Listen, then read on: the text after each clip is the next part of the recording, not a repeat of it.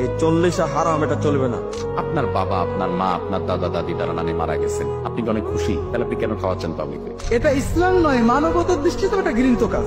সবাই একটা রমরমা ভাব নিয়ে খাইতে যায়, মনে হয় যে বিয়ের দাওয়াত খেতে যেতেছে। নির্ধারিত দিনে করেছেন কেন? যদি অনির্ধারিত দিনে করেন তাহলে শুধু ফকির মিসকিন খাবে। আল্লাহ রাসূল কি বলছেন? ওয়া ইতামু তাম, খানা খাওয়ানোটাই হলো জান্নাতে যাওয়ার আমল। মাইয়ের যদি এর উপর রাজি থেকে গিয়ে থাকে বা ওসিয়ত করে দিয়ে থাকে, এই গুনাহতে মৃত ব্যক্তি শরীক হবে। আপনি যদি কবরওয়ালা মানুষটিকে আযাব দিতে চান, তাহলে তার নামে একটা 40 করে দেবেন, আগুন জ্বলা শুরু হয়ে যাবে।